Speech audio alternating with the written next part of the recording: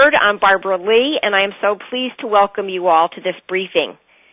For the past 15 years, the Barbara Lee Family Foundation has worked to advance women's equality in American politics through targeted, nonpartisan research and strategic partnerships.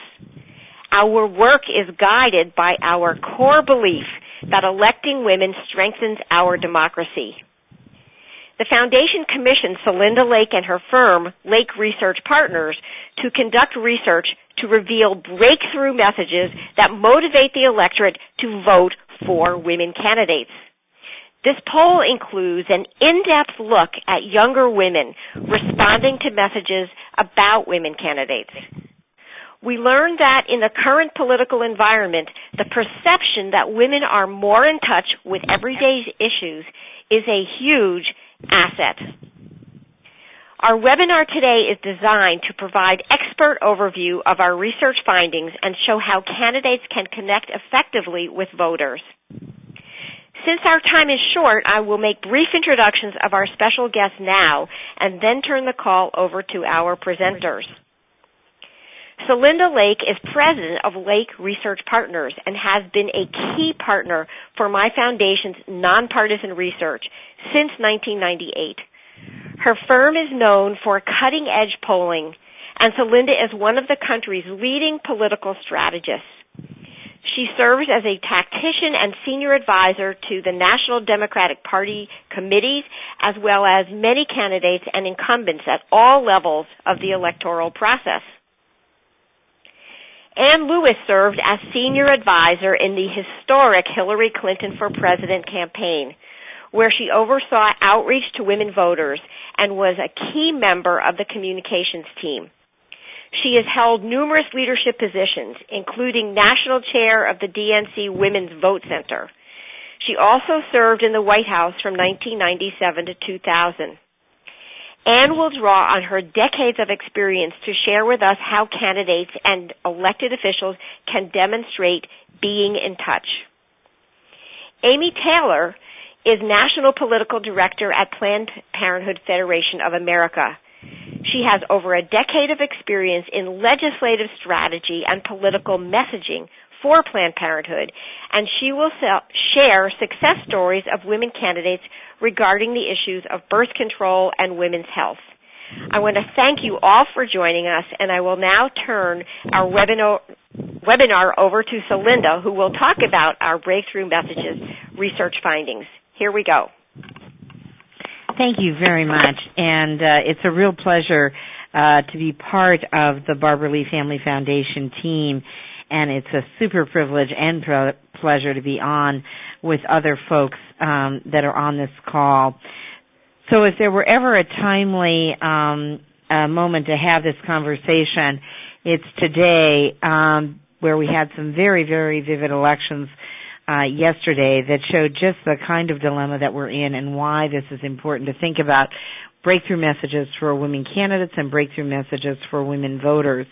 Of course, as you know, the LA races happened yesterday, the municipal races, and we did not elect the first woman mayor in LA, but even more vividly, we moved, over time, we've moved from a city council that was almost half female in a state that likes to elect women candidates to a city council now that has, and there's one race still to be determined, no women on it.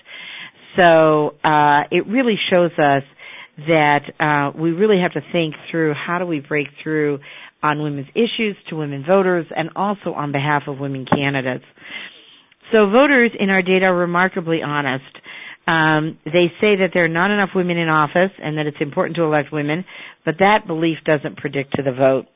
And in fact, they lean slightly toward voting for men, especially Republicans, and they report that their friends and neighbors would vote for men. And we may argue that, well, people need new friends and new neighbors, but unfortunately what we're seeing is a pervasive trend where the number of people who will just will vote for women candidates, see women candidates as change, believe that we need to have more women in office is really diminishing.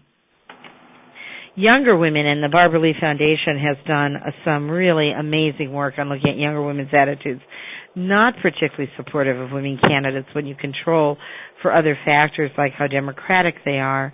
The most supportive of women candidates actually tend to be baby boomer women, African American women, and unmarried women. The best message to motivate voters to vote for women candidates says that we need more women in office because they are more in touch with real people's lives, that they're not typical politicians and they're who are out of touch, voters believe, with people's lives.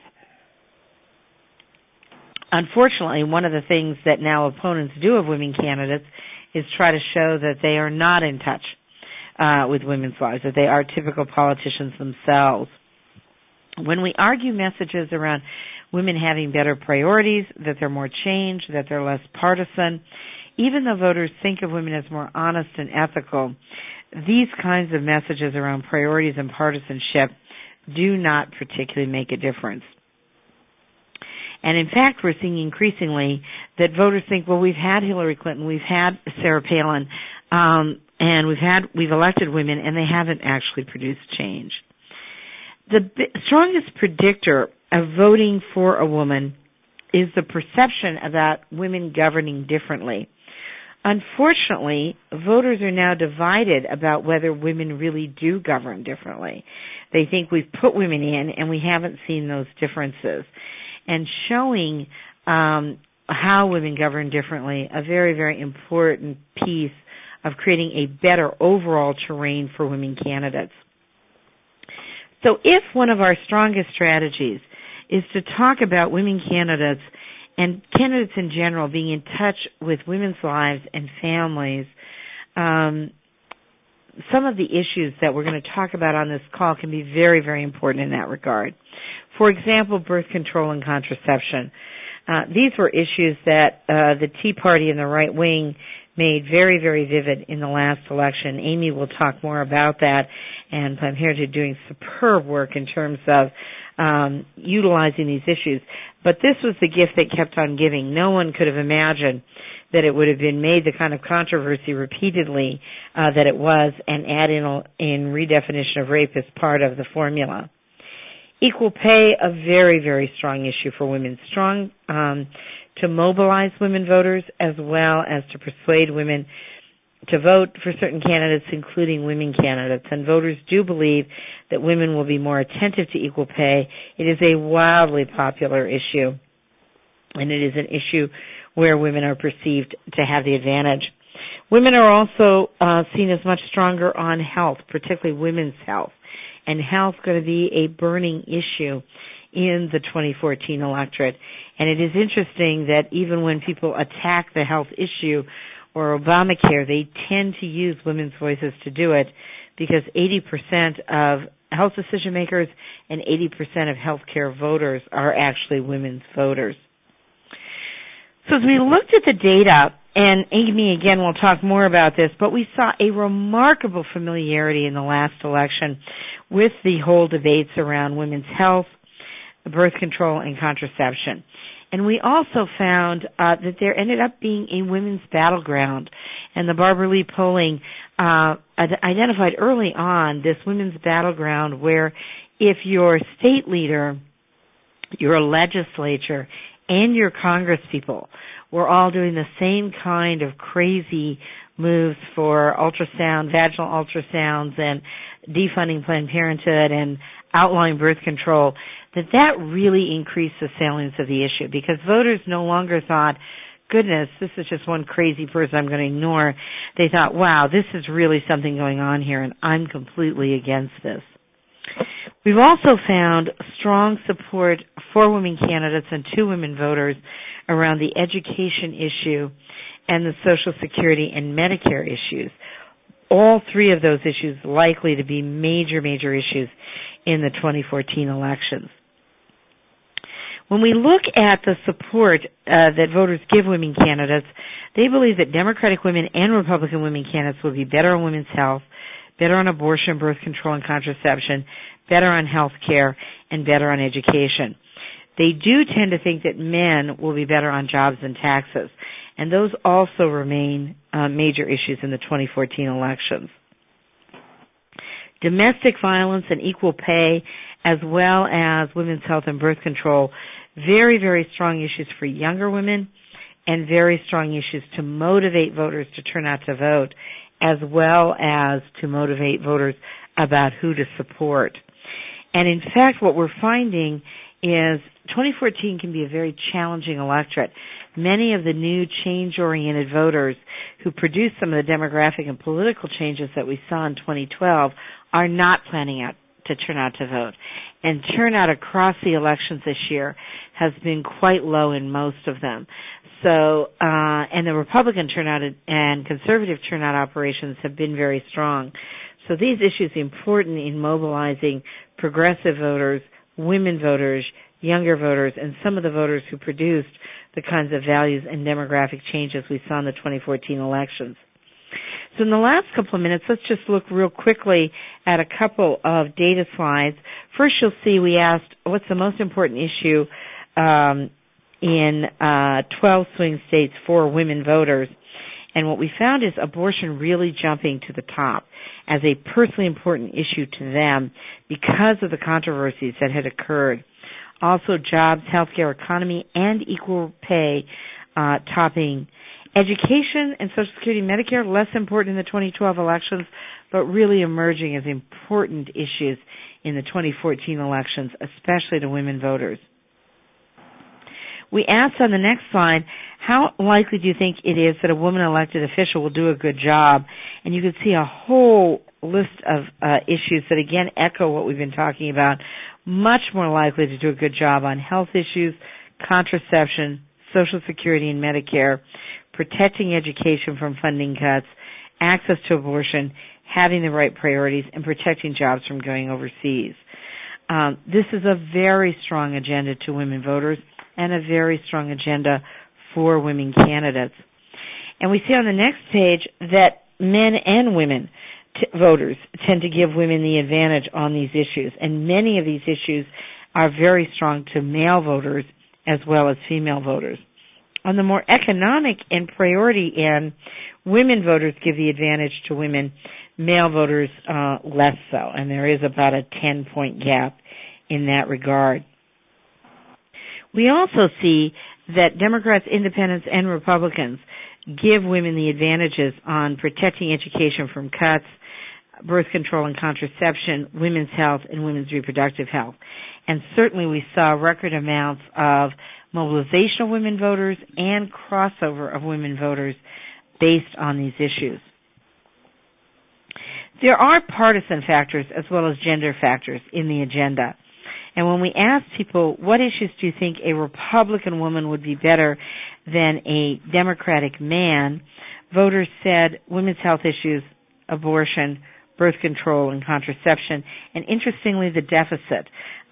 Republican women perceived to be very good money managers. Unfortunately, Democratic women not perceived to be as strongly for that.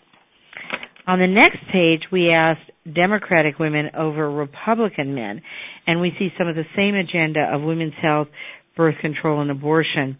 We also see a very strong agenda around education and health care. Notice the stereotypes about a Democrat and the stereotypes about a woman are often reinforcing, so that actually the weakest issue for a Democratic woman is the deficit issue. And finally, we saw in the last elections a tremendous breakthrough in terms of the contraception, women's health agenda, and that was really maximized by a lot of groups, including the groups on this call, but it had very, very high penetration, in part because it was a gift they kept on giving. Candidates kept repeating their positions here, and again we saw a real jump in the women's battleground. And those swing states that really had multiple levels of activity are going to be very important in the 2014 elections as well.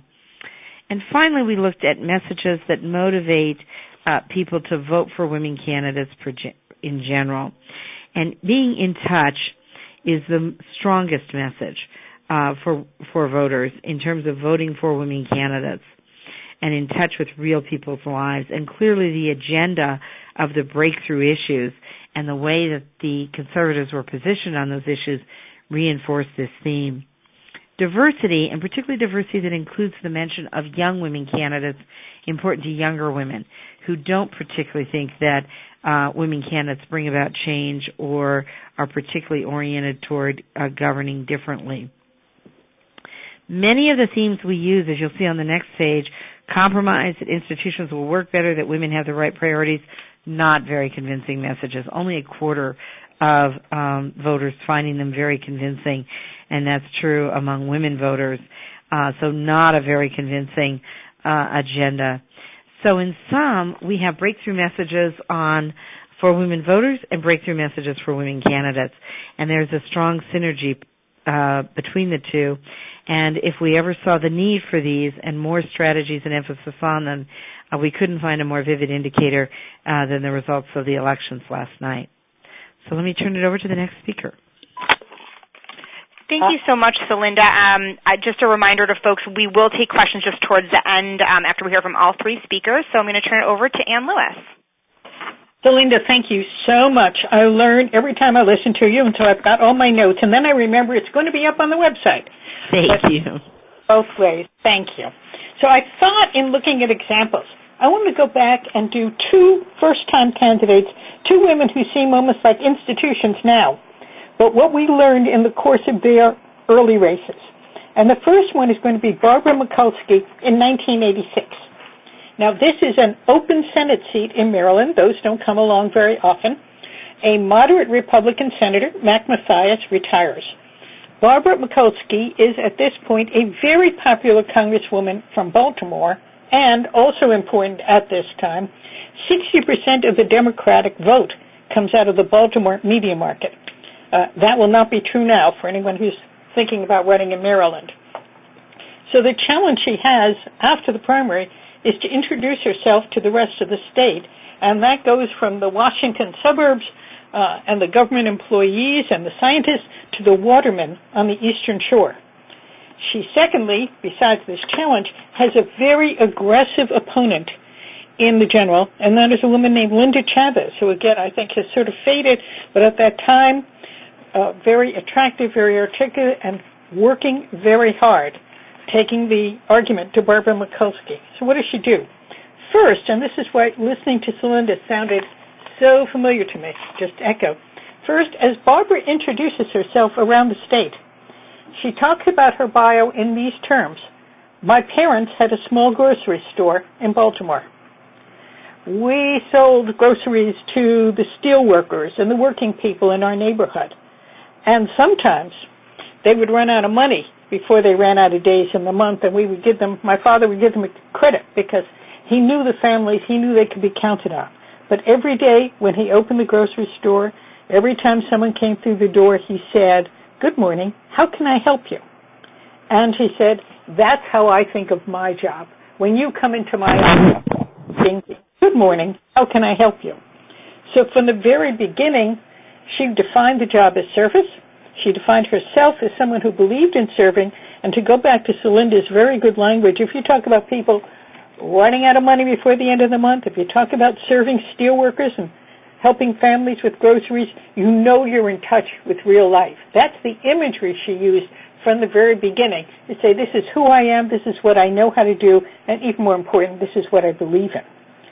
The second piece that I always think of for 1986, as an example, I have a feeling there are people listening to us today who may not have been born then, or were still going to very young birthday parties in 1986.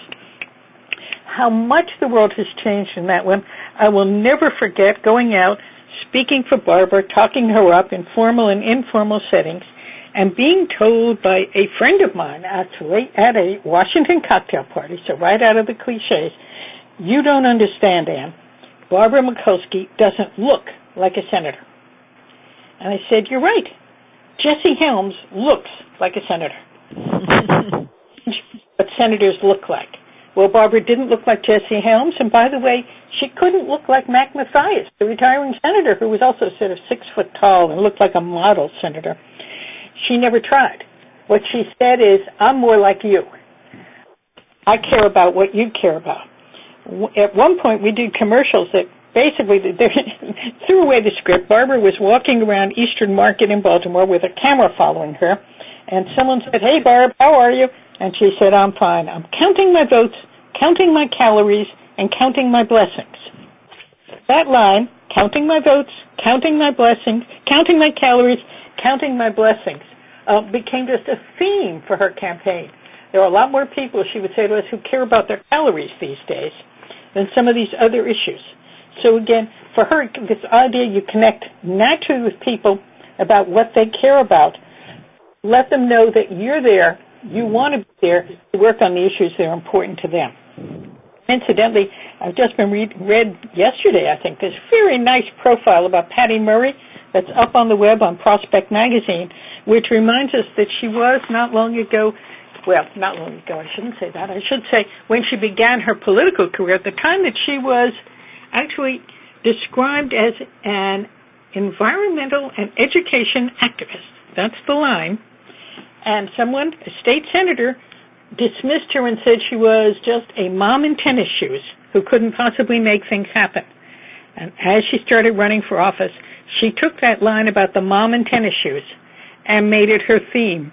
So once again, the fact that you are different from other already elected politicians who people don't think are doing such a great job, that you are more like them, can be a way to differentiate yourself. And when you've got it, hang a lantern on it and use it.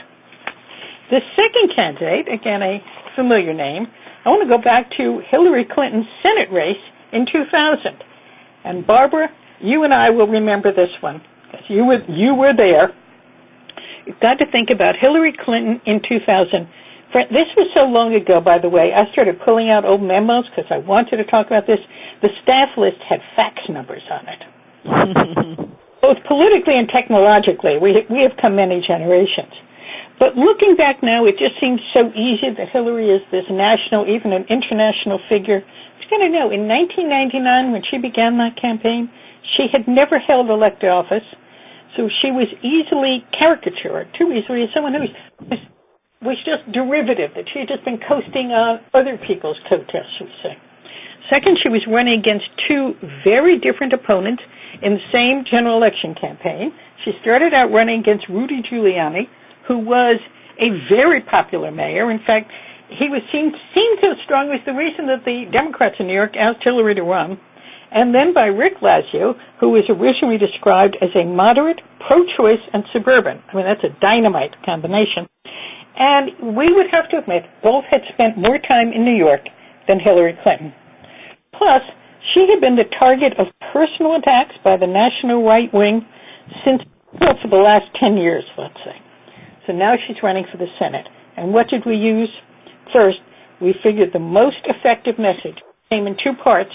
Use her bio to describe her as a lifelong advocate for children and families, fighting for children and families for 30 years, talking about going door to door to see why children weren't in school, talked about health care, about children's health insurance, about family and medical leave, using personal examples, like coming home from the hospital with Chelsea and not sure she knew what to do.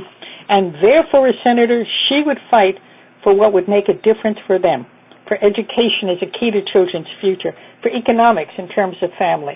So always going back to her, again, commitment to children and families, that was her real-life issue. Here is the exact quote. I pulled this from the same file with that staff list with the fax numbers.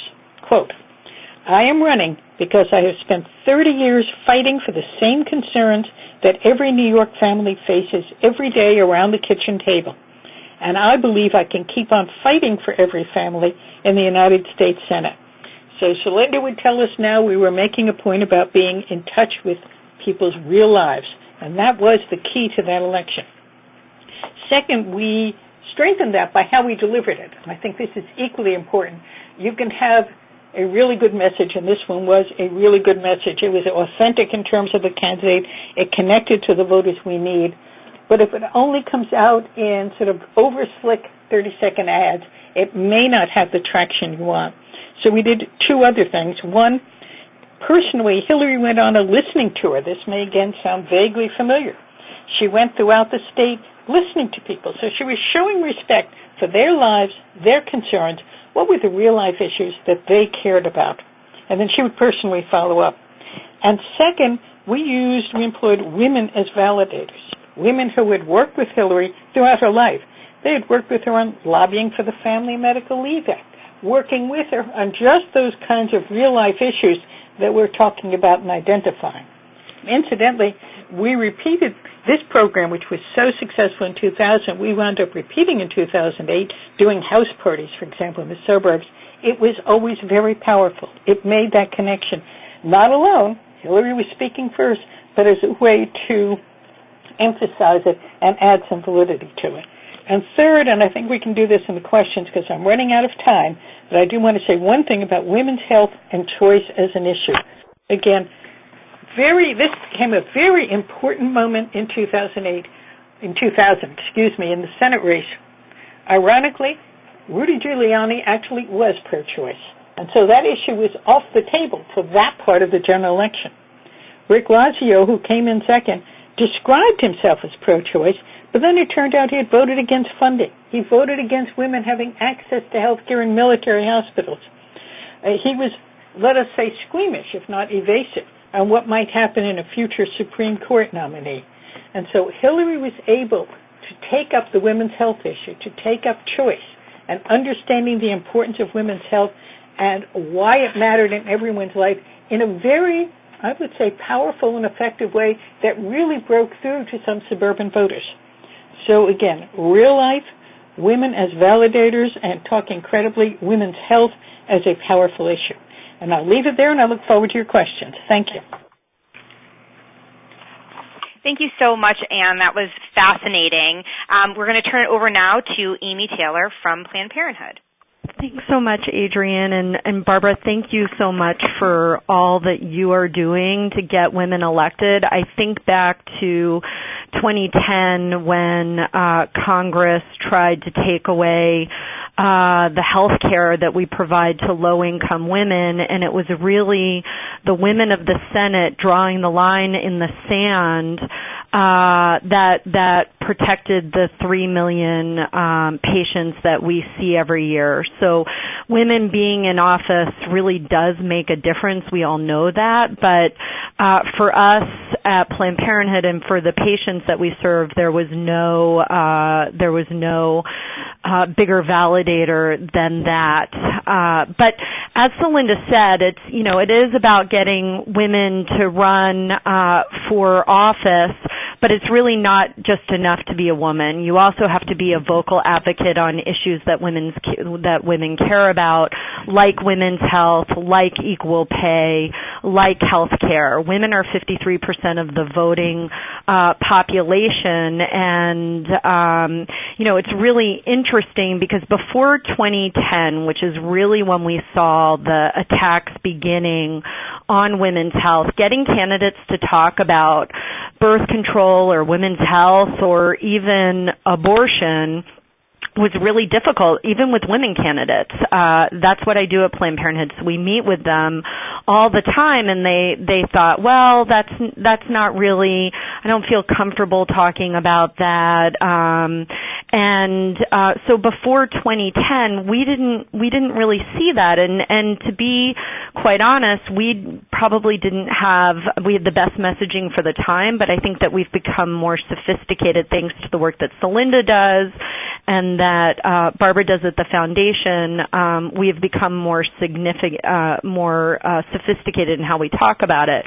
But back in 2008, Betsy Markey was really one of the few candidates, and she was running against a woman, Marilyn Musgrove. She was one of the candidates, and I have a mail piece that she used that really hit Marilyn Musgrave on her anti-women's health record. And Betsy Markey, again, she is probably one of 4 candidates who actually spent money using these messages in the election. She ended up winning that race in 2008 by 12 points. So that was one of the first really specific instances that we saw where when using these messages that you're going to win.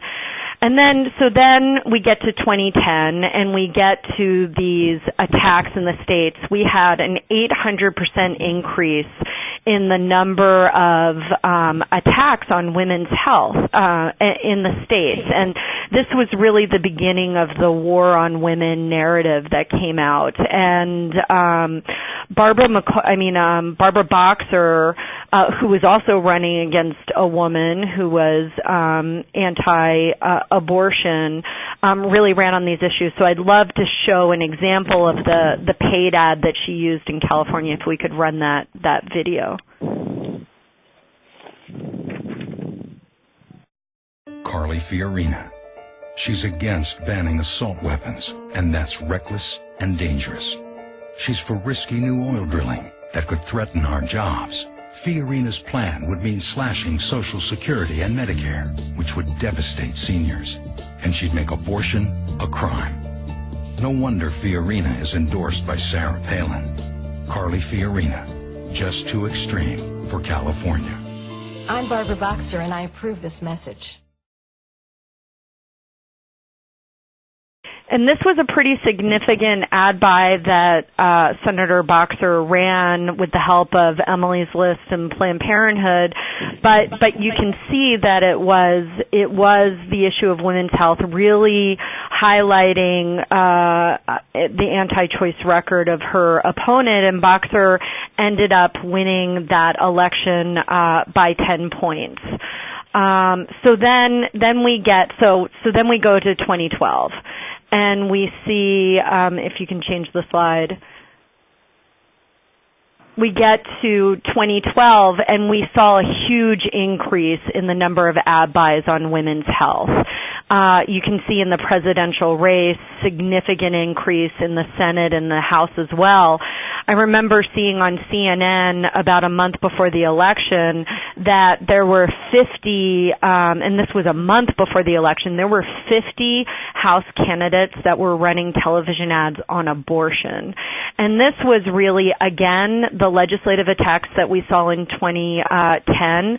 Also, from Planned Parenthood's perspective, the Coleman defunding of us really brought out this movement of women, and particularly young women, who just didn't understand, who had been to Planned Parenthood and didn't understand what was happening. And we saw that these issues were really moving voters. We did some testing of our media buys in focus groups, and this was in the presidential, so it was to elect Barack Obama, but these women came in, and you could see, so these were women who voted for Barack Obama in 2008, but they weren't the hope and change crowd.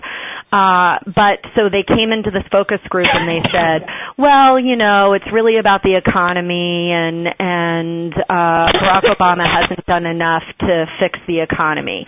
So then we started showing them what Mitt Romney said about Planned Parenthood. He wanted to get rid of Planned Parenthood, that he would be weighed, and you could see the women's eyes, you know, the motors in their heads moving, and by the end of the focus group they said, well, it wasn't really Barack Obama's problem with the economy, it was George Bush's. And because they couldn't vote for somebody like Mitt Romney, who was so extreme on the issues, and the proof is in the pudding that these candidates saw that it was a winning issue and they put money into their ads.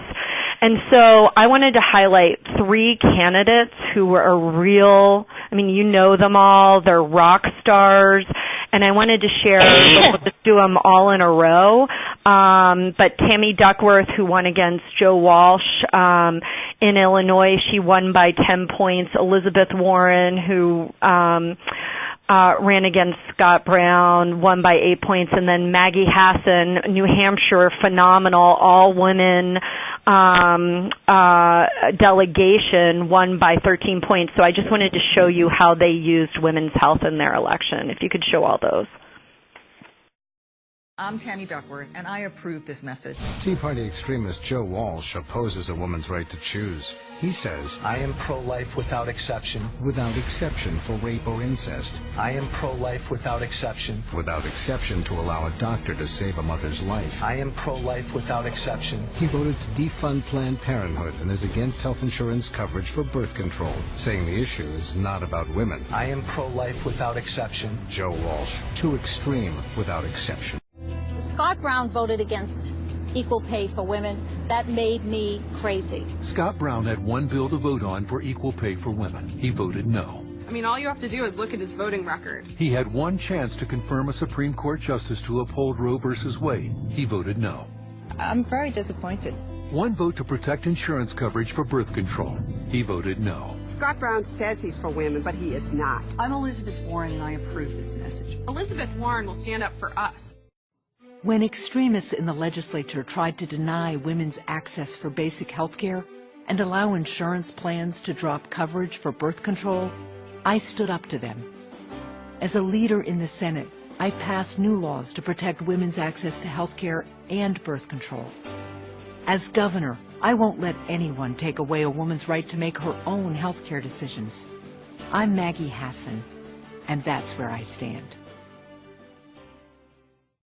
Okay, so it's not just about being a woman that gets women out to vote for you. Connecticut is a perfect example. Linda McMahon, former head of the World Wrestling Federation, she ran against Chris Murphy in 2012, but, she was wrong on the issues. And this is some mailings that were done in 2012. She ended up losing to Chris Murphy by 12 points, and I believe that the gender gap was in the 20s. And so it's not just important to be a woman running for office. You need to be a woman who's actually running for office. And we actually ended up spending lots of money in this race to really define Chris Murphy as the pro-woman candidate, and we have now twice defeated Linda McMahon in Connecticut. So I just want to end with, it's so interesting. I feel like, prior to this election season, candidates would wake up in October and say, oh, wait, we need the women's vote to win, and then they would hold a big rally in October and do some conference calls, but anyway, we didn't see that in this election, and particularly in the presidential. You may remember in the second debate that Barack Obama mentioned Planned Parenthood 4 times, and he did that because he knew that this was the number one issue, women's health and abortion, that was moving women into his column, and we had the biggest gender gap in history of 18 points. And in critical states like Iowa, Ohio, New Hampshire, Wisconsin, and Nevada, where the president ran very specific ads around women's health, you saw the gender gap at even higher percentages. And so my argument is that, yes, indeed, we need more women to run, and Barbara, we're going to work with you to make that happen. But it's that these issues really turn women out to vote, and you have to be right on these issues, and they can be winning issues for candidates. And it's not just about women's health. In some areas that women's health, abortion, birth control can really help get our candidates elected. So with that, I'm done. Thank you so much, Amy, and thanks to Linda and Ann as well. We can now open it up to questions from our callers, and Margaret is our operator. And Margaret, do folks press *1 in order to ask a question? Yes, to join the question and answer session queue, you can press *1 on your telephone keypad. I'll announce each caller prior to bringing you into the conference. Please remember, if you have your phone on mute, take it off mute when you're selected to ask your question. And to ask a question via the web presentation, you can select the chat pod located in the lower left corner of your screen, then type and send your question. Once again, to ask a question live, you can press *1 on your telephone keypad. And let's see if there's any callers yet. Okay, we have our first caller, Alex. Alex, go ahead with your question. Hello. Hi. I'm Alex Catrone. I'm at Hadaway Communications. So my question is with regards to the way like a female candidate would message on women's issues. Is this something that needs to be the center of her platform, or could, like, if, for example, if Hillary Clinton were to run in 2016, would she need to make women's issues like sort of the main pillar of her platform, or would it be enough to just be strong on, or be like strongly right on the issues and be like hitting the right, points for women? Alex, this is Anne, and I know you are asking a very hypothetical question. So let me answer it in a very hypothetical way. I think the power of what we would say women's issues for Hillary in 2000, if you remember, was going back and saying, as Linda said, this is a way to connect with real-life issues. This is what most people cared about. And I would say when I talked about choice at the end, learning that there were real differences between Hillary Clinton and Rick Lazio on choice, when he had claimed to be pro-choice and was, in fact, as someone said, actually more like multiple choice, that was a real decider for a group primarily of suburban women who had still been holding back. They weren't quite sure about her, and once they realized the choice was an issue, they moved. So that election was for its time, which was 2000, and her ability to be the senator from New York. I think in a presidential race, people look again for national leadership. That includes women. I mean, we are slightly more than, 52% of the population. So talking about issues like women's health, making clear her leadership over the years for women's health and education and equal pay will be part of the conversation, but I don't expect it to be as central right now as it was in the Senate race, because I think it is something people will largely have in. You don't need to make that case as explicitly, hypothetically speaking. I would expect there to be much more attention early on to issues of the economy, because I think that by 2016, whoever the candidates are, is a real issue. And then again, and the second thing is it will in many ways depend on who and what the other side decides to do. If we have a similar experience that we just saw in Virginia, where extremists really take control of a nominating process, that could drive the conversation in some very interesting ways. Okay. I hope that answered your question, Alex. Sure did. Thanks. Thanks. Okay, and we have another caller, Linda, with a question. Linda, go ahead with your question, please. Yes, thank you. I come from a southern state that has just recently turned red in the legislature, and I'm just interested in whether or not the data, while it's presented at a national level, if the data in terms of women's messages still holds in the southern conservative states.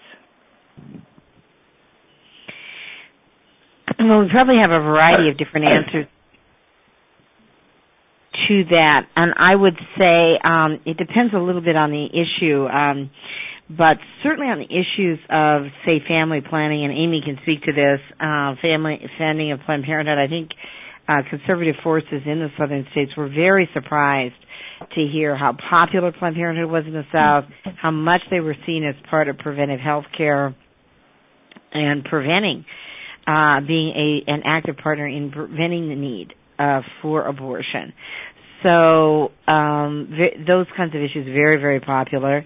And the southern states are lower income on average, and so the whole affordability of birth control and contraception testing very, very well there. Equal pay, huge issue. And there are some really surprising states in the South, like actually North Carolina, the number one state in the country for the ranking of equal pay as an issue and for the percentage of working women. And part of this is the heritage of women working outside in the textile industry for less money for so long. Social Security and Medicare, key components of Southern strategies. The Southern states, people relying in the South even more because they don't have a history of unionization, even more than states in the Midwest or North on Social Security and Medicare for their retirement because they don't have pensions. So I think that sometimes the language may be slightly different or the focus may be slightly different, but these issues can be very, very important in the South and really wedge issues both in terms of mobilizing voters and in terms of persuading voters. Yeah, this is Amy, and Celinda, I couldn't agree more. And I just look at Mississippi as an example where they had a ballot initiative that dealt with personhood, that personhood would begin at the moment of conception. It could ban certain types of birth control pills and in vitro fertilization. And so when we looked at this in Mississippi, we thought, oh my goodness, we have to go and fight this in Mississippi. But we ended up winning by 16 points. And we did that because we really were smart in how we did the messaging. We used messages that said, and it's not a message that we necessarily felt comfortable with or that we would use in northern states, but essentially our message is that you can still be pro-life and vote against this bill. And what we're seeing is that these legislators and legislatures are passing this such extreme legislation like this personhood measure that voters really get it and they see it for what it is. And but that's an example in Mississippi where it just was very important to get the messaging right, and we were successful. Thank you very much. Okay, thank you. I hope that answered your question, Linda. And we have another caller, Wendy, with a question. Wendy, go ahead with your question, please. Yes, this is Wendy Wolf, and as I listened to the presentation, I recognized, first thing, thank you, I thought it was a fabulous presentation, a tremendous shift in how we're approaching women and talking to them about reproductive rights. And I don't think it's about choice, one decision. It's about choices, the multitude of decisions people make throughout their life cycle about whether and when to have children. And what's interesting is it's exactly the technique that Betsy Markey used. And and then others actually in the last election. Yes, we talked some about abortion in extreme cases, but birth control and contraception really resonated. And I think that the fighting against the personhood amendments was strengthened when they talked about birth control, contraception, and emergency contraception. So I guess for me, it really is very exciting that finally people get that these things are at risk by these extreme people. But the point is that I think just saying abortion is not the strategy. Talking about a broader set of choices that people have to have about whether and when to have children is really where we need to be going. And it's really working to motivate workers, and this is a landmark. Mm-hmm. This is Amy. Wendy, how are you? I do agree with you. It's interesting because we just did some really comprehensive message work around abortion, and we found that the word decision, and Celinda was involved in this, was really important over the word choice. That abortion is a deeply complex and personal decision, and that the word decision was better than choice because decision sounds like it's been thought about, considered, and so that was one piece. And Amy, our work, can I just say something? Our work totally supports that. You really should talk about people need to make their own important life decisions. I was responding to Ann Lewis saying it's about choice, and I think we need to be saying it's about choices. But it's really, the real message is, decisions or individual decision making and the like. Yep. Yep. And that it shouldn't be politicians making these decisions. Exactly. Yep, absolutely. Thank you, Wendy. And let me just say one, I've been reading and in touch with people on the new messaging and the news work that Planned Parenthood, and I like it a lot. I was trying to describe a 2000 race when we didn't have kind of information. And yet, again, even then, the difference was still powerful in moving voters. I think with this new language and this new emphasis on decisions, and you're right, it makes it sound more responsible and appropriate, we can do even better. Right, absolutely. Thanks. I think we can take our next question, Margaret. Okay, I'll go to our next question. One moment. See here. From Brooke, how would you recommend a woman candidate differentiate herself and gain advantage in a Democratic primary where the candidates are all similar on issues? Is it a matter of emphasis? Well, I want to take part of that answer and then others on this call, and Ann in particular, I think. So one of the points I think we're making in this is that the issues work for women, and far from having to avoid them, you can lean into them. And that if you lean into them, you're automatically assumed, Republican or Democrat, by the way, to have an advantage on these issues. And that so that if people are looking for people who are going to be good on education, good on women's health care, standing up for common sense women's health care that includes cancer screening and birth control, that understands that birth control is a basic expense for most families and a basic health care need for most families. These are issues that women are perceived to be better on. Who's going to protect your Social Security and your mom's Social Security? By the same token, talking about these issues are ways to communicate broader themes as well. And in fact, the most powerful theme, which is a very, very important theme for elections right now that these issues reinforce, is that you're in touch with real people's lives. And I thought it was such a nice analogy, Anne, to the original Mikulski race, to show that this has been a powerful theme to voters over time, and that some of our best politicians, and having done Patty Murray's first race as a mom in tennis shoes, right. And you should have heard it. I mean, people were saying, you can't run her like that. You're diminishing her stature. And it was like, no, we're putting her in touch. And we had record high turnout among women voters and record high support among women voters because people said, it's about time we had a mom in tennis shoes running around up there instead of Gucci-shoed lobbyists and members who want to be taken out for martini lunches by them. So this is a very, very powerful theme, and these issues work. And I think the last thing we'll say is people often think, well, these issues will make you just, Helen Reddy, bra-burning liberal. And the point is they don't. They make you a common sense person in touch with my life. Yeah, I'll just follow up and obviously in agreeing with Linda and say, if you have more than one woman, here's your key. Do not lose sight of, what the real issues are in people's lives. You know what people's lives are like. And then second, you can be effective in doing something about them. That's the one, too. Mm-hmm.